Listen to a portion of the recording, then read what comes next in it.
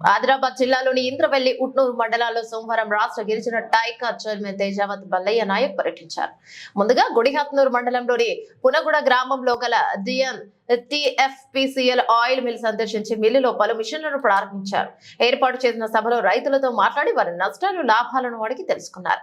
ప్రభుత్వం నుంచి స్టోరేజ్ గోదాములను ఏర్పాటు చేయాలని కోరారు. ఆపై ఇంద్రవెల్లి మండలంలోని కేస్లాపూర్ నాగోబా దేవాలయంలో కానాపూర్ ఎమ్మెల్యే వెడ్మ బొజ్జుతో కలిసి పూజలు నిర్వహించి దర్శించుకున్నారు. అనంతరం ఇంద్రవెల్లి మండల కేంద్రంలోని రైతు ఉత్పాదక సంఘం IFPCL Indravelli farmers producers company limited ని సందర్శించి రైతు ఉత్పాదక సంఘం సభ్యులను అధికారులను వివరాలు అడిగి తెలుసుకున్నారు. సందర్భంగా సంఘం సభ్యుల అధికారులు వారిని శాల్వాతో సత్కరించి అభినందించారు. రైతు ఉత్పాదక సంఘాన్ని మరింత అభివృద్ధి చేసేలా చర్య తీసుకోవాలని వారు కోరగా చైర్మన్ బెల్లయ్య నాయక్ సానుకూలంగా స్పందించి రైతు ఉత్పాదక సంఘాన్ని మరింత అభివృద్ధి చేసే దిశగా జిన్నింగ్ ఫ్యాక్టరీలో ఉన్న వివరాలు తెలుసుకుని కాటన్ మిల్ తో సహా సందేశం దేశంలోనే ఈ గిరిజన రైతులు ఆదర్శంగా నిలిచేలా సీఎం రేవంత్ రెడ్డి దృష్టికి తీసుకెళ్లామన్నారు. ఆపై ఇంద్రవెల్లి అమరవీరుల స్తూపం వద్ద నివాళులర్పించారు. అమరుల స్మారక స్మృతి వనం పనులు పరిశీలించి త్వరగా పనులు పూర్తి చేయాలని అన్నారు.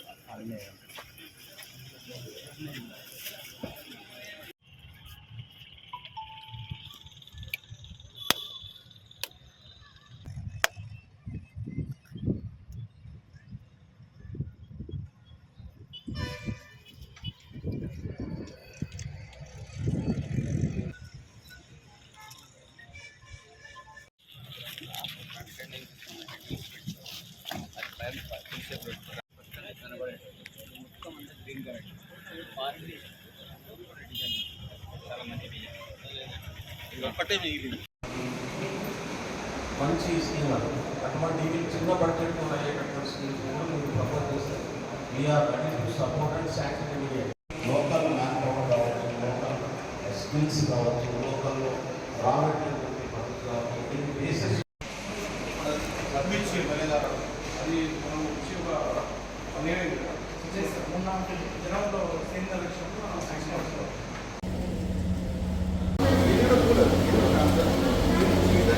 బయటకి ఇక్కడానికి వస్తారు. ఇక్కడ మన వాళ్ళు ఉంటారు సార్, మన JH మెంబర్స్ ఉంటారు.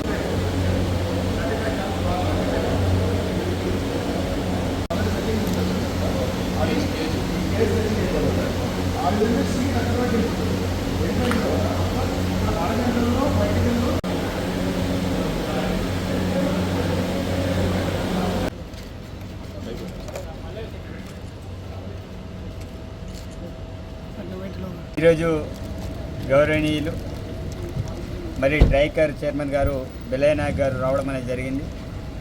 మరి ఐడిఎల్ ద్వారా గిరిజనులకు అందించేటువంటి ఏవైతే సబ్సిడీస్ ఉంటాయో వాటన్నిటి మీద కూడా రివ్యూ తీసుకోవడం అనేది జరిగింది. తదనంతరం మరి చిక్కి పల్లిపట్టి కావచ్చు, అదేవిధంగా మిగతా ఏవైతే ట్రైకర్ ద్వారా గతంలో శాంక్షన్ యూనిట్స్ అన్ని కూడా విజిట్ చేయడం అనేది జరుగుతుంది.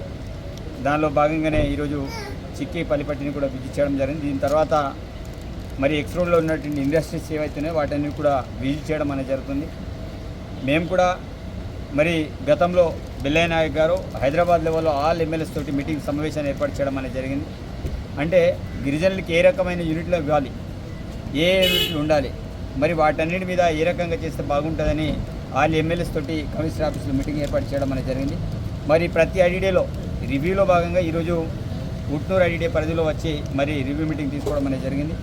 మేము చెప్పేది ఒకటే, ఆ రోజుల్లో ఆ 10 సంవత్సరాల్లో ఏవైతే చేయనటువంటి స్కీమ్లన్నీ కూడా గతంలో కాంగ్రెస్ పార్టీ ఇచ్చినటువంటి స్కీమ్లన్నీ కూడా పునరుద్ధరణ చేయాలి. ఇందిరాజల ప్రభనే కావచ్చు, స్ప్రింక్లర్ పైప్ లైనే కావచ్చు, ఆయిల్ ఇంజనే కావచ్చు, ఏవైతే రైతులకు సంబంధించిన యూనిట్స్ ఉన్నాయో వాటన్ని కూడా అమలు చేయాలని చెప్పడం అనేది జరిగింది. దాంతోపాటు చాలామంది చదువుకునే యువత నిరుద్యోగులు ఉన్నారు. వాళ్ళందరూ కూడా చిన్న చిన్న మైక్రో ఇండస్ట్రీస్ కావచ్చు, అదేవిధంగా జిరాక్స్ సెంటర్లే కావచ్చు, కంప్యూటర్స్ కావచ్చు, అంటే ఒక నిరుద్యోగికి ఉపాధి పొందడానికి కావాల్సిన యూనిట్లో పెట్టాలనే ఆలోచనని వాళ్ళ దృష్టికి తీసుకురావడం అనేది జరిగింది. అవన్నీ కూడా వాళ్ళు బెల్లనాయక్ గారు చాలా స్పష్టంగా గతంలో చెప్పిన మీటింగ్ వీటన్నిటి కూడా అమలు చేస్తామని చెప్పడం అనేది జరిగింది. అదేవిధంగా చాలామందికి వెహికల్స్, అదేవిధంగా మిగతా కార్స్ ఈ రకంగా గతంలో ఇవ్వడం అనేది జరిగింది. మరి అదే రకంగా ఈసారి కూడా మళ్ళా గౌరవ ముఖ్యమంత్రి రేవంత్ రెడ్డి గారి నాయకత్వంలో ఐటీఐలన్నిటి కూడా స్ట్రెంథనింగ్ చేసి నిధులు ఇచ్చేసి మళ్ళీ యువతకి గిరిజనులకి లాభాలు చేకూర్చాలనే ఆలోచనతో మరి ప్రత్యేకించి కార్పొరేషన్లు ఏర్పాటు చేసుకొని మరి ఈ రకంగా సమావేశాలు ఏర్పాటు చేస్తాం. దానిలో భాగంగా ఈరోజు బెల్లనాయక్ గారు కూడా రావడం అనేది జరిగింది. ధన్యవాదాలు. మా ప్రభుత్వం రేవంత్ రెడ్డి గారి నాయకత్వంలో మొన్న బడ్జెట్లో 360 కోట్ల రూపాయలు ట్రైకార్కు కేటాయించింది. అయితే జనరల్గా సాంప్రదాయకంగా ఉన్నటువంటి పథకాలు చాలా ఉన్నాయి. వాటికంటే కూడా గిరిజనులకు ఏం అవసరం ఉన్నాయి, ఇవాళ ఏమిస్తే గిరిజనులు ఆర్థికంగా అభివృద్ధి చెందేటటువంటి అవకాశం ఉంటుంది, వాళ్ళ కాళ్ళ మీద నిలబడి కుటుంబాన్ని మిగతా వర్గాలతో పాటు సమానంగా పోషించుకునేటటువంటి ఒక గౌరవప్రదమైనటువంటి జీవితాన్ని తీసుకురావాలనే ఉద్దేశంతోనే కొత్త పథకాలని రూపొందించడం కోసం గతంలో ఎమ్మెల్యేలందరినీ పిలిపించి వాళ్ళ సలహాలు సూచనలు తీసుకోవడం, అదేవిధంగా ఆల్రెడీ ఉన్నటువంటి స్కీమ్స్ ఐటీడీఏలో ఎట్లా ఇంప్లిమెంట్ అవుతున్నదో, ఇంకా మేము సబ్సిడీలు ఇచ్చిన తర్వాత కూడా గ్రౌండ్ కానీ యూనిట్సే ఉన్నాయి, గతంలో సబ్సిడీలు ఇచ్చి రన్ అవుతున్నటువంటి యూనిట్స్ ఎట్లా రన్ అవుతున్నాయి, ప్రాఫిట్లో ఉన్నాయా లాస్లో ఉన్నాయా, వాటికి ఇంకేమైనా సపోర్ట్ చేయాల్సినటువంటి అవసరం ఉందా అనేటటువంటి విషయాన్ని పరిశీలిస్తూనే కొత్తగా ఇవాళ ఉండేటటువంటి ప్రతి కుటుంబానికి ఆర్థికంగా చేయూతనిచ్చేటటువంటి పద్ధతిలో పథకాలు రూపొందించడం కోసం కొత్త స్కీమ్లను స్థానికంగా ఉన్నటువంటి వనరులు కావచ్చు, ఇక్కడ దొరికే రా మెటీరియల్, రైతులు ఉత్పత్తి చేసేటటువంటి ఉత్పత్తులు, దానికి అనుసంధానమైనటువంటి పరిశ్రమలు, చదువుకున్నటువంటి నిరుద్యోగులు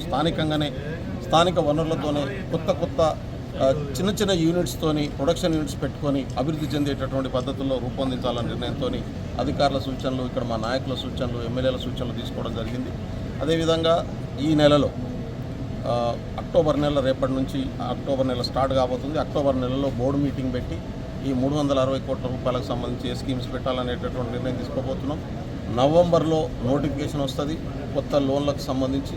డిసెంబర్ నాటికి పూర్తి స్థాయిలో ప్రక్రియను కంప్లీట్ చేయబోతున్నాం. ఈ 360 కోట్లు ప్రభుత్వం ఇచ్చినటువంటి డబ్బును ఆయా జిల్లాల్లో, ఆయా నియోజకవర్గాల్లో కలెక్టర్ల ద్వారా, ఐటీడీఏ పిఓల ద్వారా సెలక్షన్ ప్రాసెస్ను కంప్లీట్ చేసి బెనిఫిషరీస్ని తయారు చేసి వాళ్ళకి అందించి ఆర్థికంగా నిలబెట్టుకునేటటువంటి ప్రయత్నం చేస్తాం. గతంలో పెండింగ్లో ఉన్నటువంటి వాటిని కూడా క్లియర్ చేయడం కోసం ఈ ప్రభుత్వం కృతనిశ్చయంతో ఉన్నది. మా ప్రభుత్వం గిరిజనులను మిగతా అన్ని వర్గాలతో పాటుగా ఆదివాసీ తెగల్ని, అందులోనూ ప్రిమిటివ్ ట్రైబల్స్, అత్యధికంగా వెనుకబడ్డటువంటి గిరిజన తెగలు ఉన్నాయి, వాటికి చాలా పెద్ద ఎత్తున చేయుతున్న అవసరం ఉన్నది. వాటిని శాచురేషన్ లెవెల్లో, అంటే ప్రతి కుటుంబానికి చిన్నదో పెద్దదో, గతంలో అసలే లోన్లు అందనటువంటి ప్రిమిటివ్ ట్రైబల్ కుటుంబాలకు లోన్లు, ప్రతి కుటుంబానికి ఒక లోన్ వచ్చేటటువంటి పద్ధతుల్లో ప్లాన్ చేస్తూ ఉన్నాం. అదేవిధంగా గతంలో 50,000 సబ్సిడీ ఉండేది, దాన్ని పెంచి దాదాపు ₹1,00,000 స్కీమ్ను కూడా రూపొందించేటటువంటి ప్రయత్నం జరుగుతూ ఉంది. రేపు బోర్డు మీటింగ్లో దాని మీద కూర్చొని ఒక నిర్ణయం తీసుకుంటాం.